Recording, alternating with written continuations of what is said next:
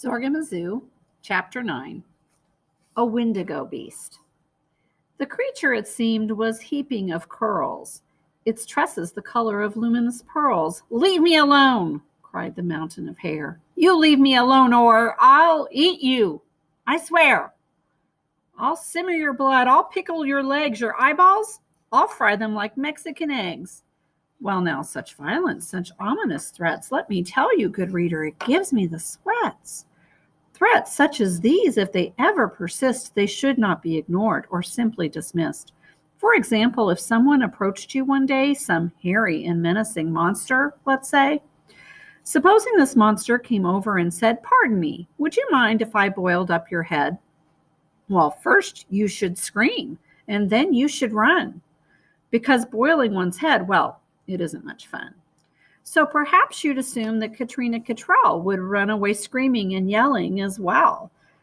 But no, that was not what our heroine did. She didn't run off or go flipping her lid. She stayed where she was. She was perfectly still. "Sorry," she said, "but I don't think you will." The creature looked up. There were tears in its eyes, while under the tears was a look of surprise. "Oh, no?" said the beast as it rose to its feet. "Just come a bit closer. You'll see what I eat." The creature stood up, and Katrina could see. She barely came up to the top of its knee. The creature was big, no bigger than big, and covered with hair like a velvety wig.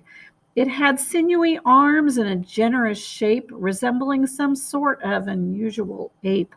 Its shoulders were sloped, its knuckles were long. It might well have come from the kingdom of Kong. But what made young Katrina ogle and stare were the ribbons and bows in the animal's hair. "You're a girl!" she exclaimed. It came out in a shout. It was such a surprise, she just blurted it out. "So what?" said the beast. "And what about you? Maybe you hadn't noticed, but you're a girl too?" "And girlies like you I usually squish, because girl a la mode is my favorite dish. You see, my name is Winnie. I'm a Wendigo beast. I'm fiercest in all of the West and the East." "Okay," said Katrina. "Sure, I understand." Then she took a step forward and put out her hand. "Well, my name's Katrina Cottrell. It's a pleasure to meet you. Here's wishing you well." "Bah!" cried the beast. "Get away from me, kid. You come any closer, you'll regret that you did." "Come on," said Katrina. "You might act like a brute, but you're not fooling me. See, I'm pretty astute.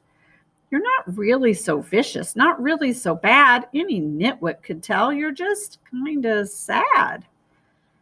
"Oh, really?" said Winnie. "And should I be impressed? You think I'm unhappy? You think I'm depressed?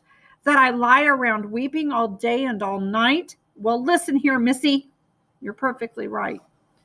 Winnie went back to her bellowing moans, to her blubbers, her whimpers, her grumbles and groans. "Please," said Katrina, "just cool it. Calm down. Your tears are so thick I could practically drown. Just take a deep breath and try to relax. Then tell me what happened. I'm after the facts. The Zorgals who live here, where did they go? Because I've got a hunch that maybe you know. Was it some sort of magic or maybe a curse? Were they kidnapped by pirates or burglars or worse?" "The Zorgals," wept Winnie. "I remember them well. My friends," she said sadly. "Oh, gee, they were swell. Which is why it's so awful about the attack. They were eaten, Katrina. They'll never come back. They ate every Zorgal in Zorgamazoo. They ate everyone up in my family, too. They had tentacles, wings.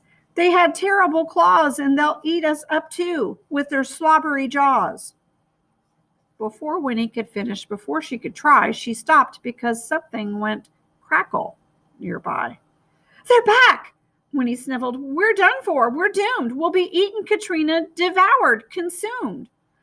Then came a voice. It was husky and gruff. "I found you," it wheezed with a huff and a puff. To Winnie, Katrina seemed terribly brave as she held up her hand in a casual wave. Katrina, of course, knew that nothing was wrong. "Hi, Morty," she said. "What took you so long?" Morty said nothing. He had stopped where he was when he spotted that whimpering tower of fuzz. Katrina, he whispered, I think we should go. That thing's not a Zorgal. Or didn't you know? Katrina just laughed. Don't be silly, she said. There's nothing to fear, nothing to dread. Morty, meet Winnie. She's a Wendigo beast. She's the fiercest in all of the West and the East. Hi there, said Morty. He gave her a wave. He was trying his best to be stoic and brave. Winnie looked up. You're a Zorgal, she said, but I thought you were eaten. I thought you were dead. She came forward to Morty like a lumbering rug and hoisted him up for a muscular hug. Okay, Morty gasped. It's true, I'm alive. But you squeeze any tighter, I doubt I'll survive. You poor thing, Winnie sniffled. How awful for you, after all that has happened to Zorgamazoo. Then she loosened her grip, she put Morty down, and her face once again tumbled into a frown. She sniffed through her nose, she grimaced, and then her eyes started going all teary again. Oh, okay, cried Katrina, enough is enough. I'm sick of this miserable whimpering stuff. She was glaring at Winnie right dead in the eye. Just tell us what happened and try not to cry. So Winnie was brave, and she began to recall in every detail, no matter how small, all that had happened and all that she knew of the terrible story of Zorgamazoo. And that ends chapter 9.